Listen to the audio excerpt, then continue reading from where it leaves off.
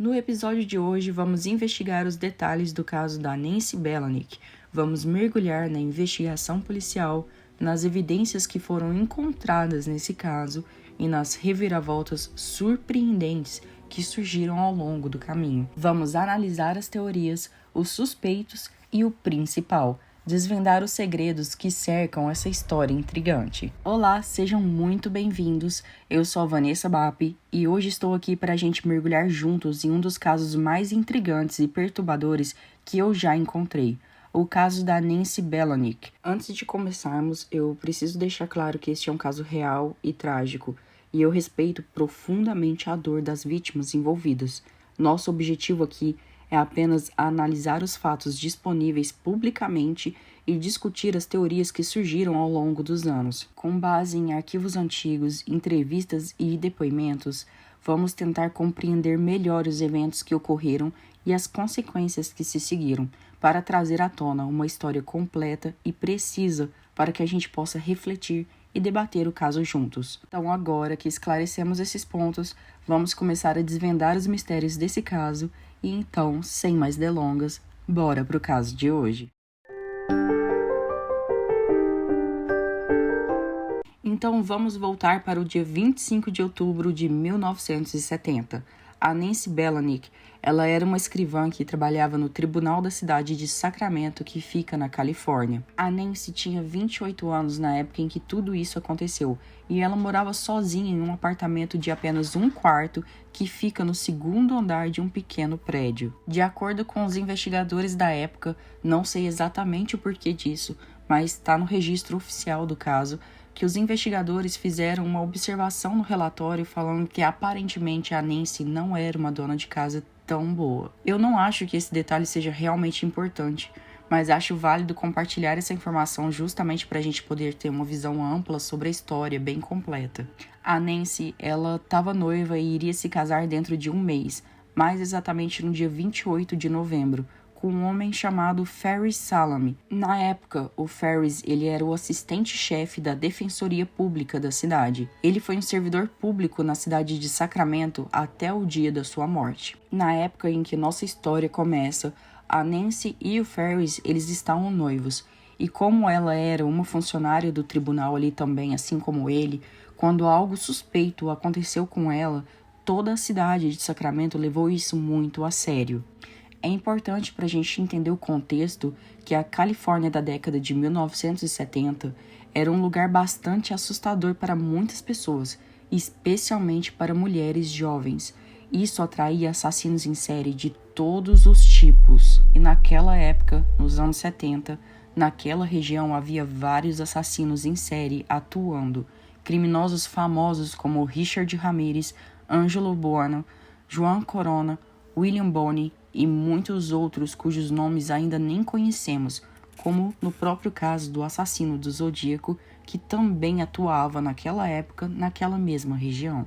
Acreditam que quando o sistema interestadual de rodovias, que são as estradas de velocidade alta que cortam todo o país americano de ponta a ponta, além do próprio desenvolvimento na época da internet, tudo isso teria sido um facilitador para que esses crimes começassem a acontecer em uma onda de violência com crimes acontecendo por todo o país. Naquela época, as pessoas podiam entrar e sair das cenas de crimes sem se preocupar em deixar evidências de DNA para trás, que era uma novidade na época, que ainda estava sendo desenvolvido. Isso, claro, contando que os criminosos não deixassem suas impressões digitais e também não tivesse nenhuma testemunha ali do crime. Não havia muita tecnologia que pudesse ajudar a polícia e os detetives a provar que uma pessoa cometeu um crime.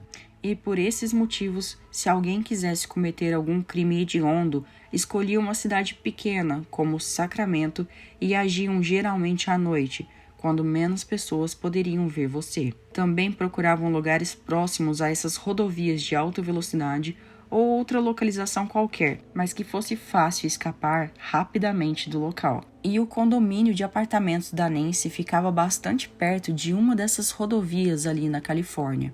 O apartamento dela, nessa cidade, ficava perto de duas áreas que ficou na época conhecido por ser onde ocorriam todos os casos relacionados ao famoso assassino do Zodíaco. No dia 25 de outubro de 1970, em um domingo, a Nancy e o seu noivo passaram um dia juntos. Eles foram até uma cidade ali perto, ainda na Califórnia, para visitar a família dela, da Nancy.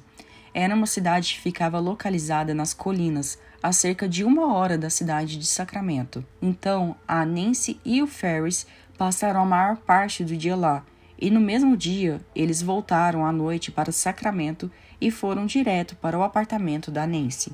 Depois disso, o casal saiu para jantar e depois voltaram para o apartamento, onde passaram um tempo sozinhos ali, e por volta das 11h30 da noite, segundo que Ferris, o noivo, disse aos investigadores, ele deixou o apartamento. Segundo o que ele disse, quando ele saiu do apartamento, a Nancy estava dormindo na cama dela, e a porta de vidro deslizante que fica no quarto dela estava ligeiramente aberta para que o gato da Nancy pudesse entrar e sair do apartamento. Atrás do prédio da Nancy tinha um estreito corredor de gramado e em seguida a isso tinha uma cerca.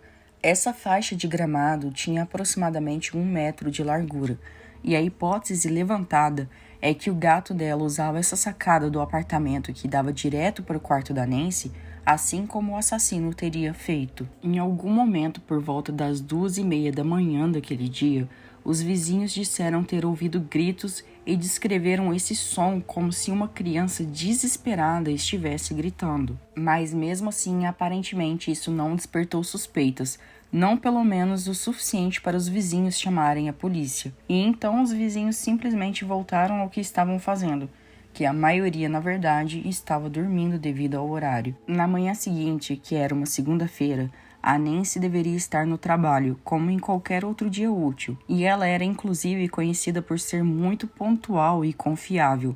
Na verdade, ela até costumava chegar um pouco mais cedo para o trabalho. Então, quando ela não apareceu, logo nos primeiros minutos de atraso dela, os colegas de trabalho começaram a se preocupar. Aparentemente, isso parecia não ser típico do comportamento da Nancy, e sem a tecnologia que temos hoje em dia, eles não podiam simplesmente mandar mensagens para ela ou ligar para o celular dela. Então, primeiro, os colegas de trabalho fizeram uma ligação para o apartamento da Nancy, no telefone fixo dela. Sem resposta, eles ligaram para a irmã dela. A irmã da Nancy se chama Linda Cox. Segundo o relatório policial, os amigos da Nancy ficaram muito preocupados e, como não conseguiam falar com o telefone fixo da Nancy, eles ligaram no trabalho da Linda Cox, da irmã da Nancy. Mas a irmã da Nancy também não sabia nada sobre o paradeiro da Nancy. Só que é claro que a Linda ficou muito preocupada e então ela lembrou de um amigo que morava no mesmo condomínio da irmã e ligou para esse amigo, explicou toda a situação do que estava acontecendo e pediu se ele podia dar uma passada até o apartamento da irmã para saber se estava tudo bem com ela e por que ela estava atrasada ou iria faltar ao trabalho naquele dia. Então, depois de receber a ligação informando que algo poderia estar errado, que algo poderia ter acontecido com a Nancy, esse vizinho foi até o apartamento e bateu na porta por várias vezes e todas as vezes sem resposta.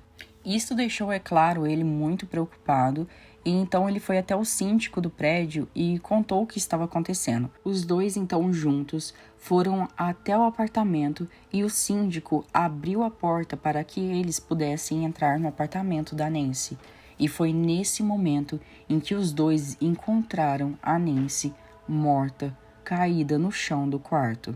Eles, assim que fizeram essa constatação, logo em seguida eles chamaram os oficiais e os primeiros a chegar àquela cena do crime foram os membros do corpo de bombeiros. O chefe dos bombeiros entrou e verificou em que estado ela estava e, infelizmente, logo ele confirmou que ela realmente estava morta. No relatório do legista está escrito que a vítima estava deitada no chão com o rosto enterrado em um travesseiro e o travesseiro estava cortado com parte do enchimento saindo, e que ela estava naquela ocasião vestindo apenas uma calcinha branca, e algumas roupas, como uma calça jeans, estavam aos pés dela. Um pedaço de fita adesiva foi encontrada na sacada do quarto dela, que ficava perto daquela porta de vidro deslizante. Essa porta estava aberta cerca de 45 centímetros, mas as cortinas que cobriam a porta estavam fechadas. Tinha uma grande poça de sangue que encharcou o carpete do quarto dela,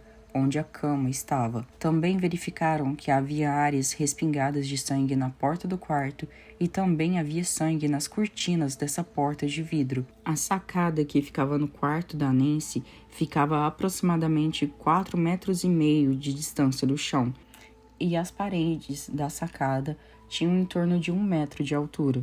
Também encontraram marcas de sangue no chão logo embaixo da sacada, como se o agressor tivesse pulado ali. Como a porta da frente estava trancada, provavelmente o ponto de entrada do intruso realmente foi pela sacada. Entre as 11h30 da noite do dia 25 de outubro e as primeiras horas da manhã do dia 26 de outubro, o suspeito provavelmente entrou e saiu do apartamento da vítima pela sacada que ficava no segundo andar e teria utilizado aquela porta de vidro de correr que estava aberta para poder entrar e sair à vontade do apartamento da Nancy. O suspeito esfaqueou a vítima mais de 30 vezes, chegando a quase decapitá-la. A vítima tinha inúmeras feridas de defesa em suas mãos e braços, o que indicava que ela lutou com o suspeito. E quando os investigadores chegaram a começar a processar a cena do crime, eles encontraram um rastro de sangue que começava ali daquela varanda da sacada do apartamento da Nancy, descia até no chão, logo abaixo da sacada, e seguia ao longo da calçada de 2 prédios vizinhos e terminava no estacionamento. Nesse momento, provavelmente o suspeito entrou no veículo e deixou a cena do crime para trás. Um dos investigadores que trabalharam nesse caso disse que eles começaram a fazer um trabalho de genealogia genética em novembro de 2019 e anunciaram que encontraram formalmente um suspeito somente no ano de 2022. O suspeito foi identificado como Richard John Davis, nascido em 22 de março de 1943. Infelizmente, o Davis faleceu na cidade de Sacramento em 2 de novembro de 1997 devido a consequências do alcoolismo, aos 54 anos de idade. Na época do assassinato, descobrimos que o Sr. Davis estava morando no mesmo complexo de apartamentos que a vítima. Devido ao fato do Richard Davis estar falecido, infelizmente não haverá qualquer forma de justiça legalmente. Richard John Davis.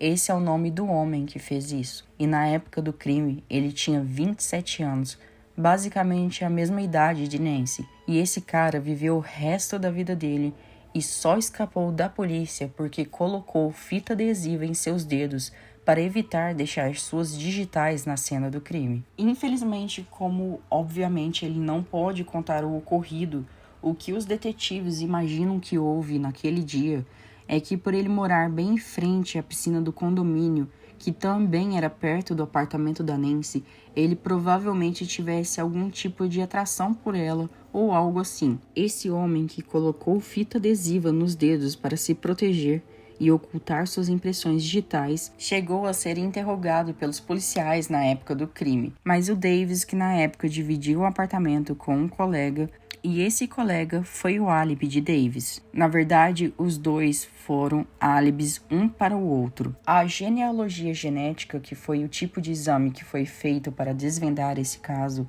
é um tipo diferente de DNA. E basicamente você encontra pessoas que são parentes e tenta reduzir as possibilidades para descobrir quem é a pessoa responsável por um determinado crime. Essa descoberta foi possível graças a um parente que foi gentil o suficiente para fornecer o seu DNA, e só assim foi possível confirmar quem era o algoz de Nancy. Essa é a história do assassinato de Nancy Belanik e a busca de quase 52 anos para encontrar o seu assassino. Não podemos dizer que é um final feliz, mas ao menos é um ponto final para o caso, e isso é mais do que muitas vítimas conseguem, infelizmente. Fiquem ligados aqui no canal para mais investigações e mistérios solucionados. No próximo vídeo vamos explorar um outro caso intrigante e também perturbador. Muito obrigada por ter me assistido até aqui. Te vejo em um próximo vídeo do canal e tchau!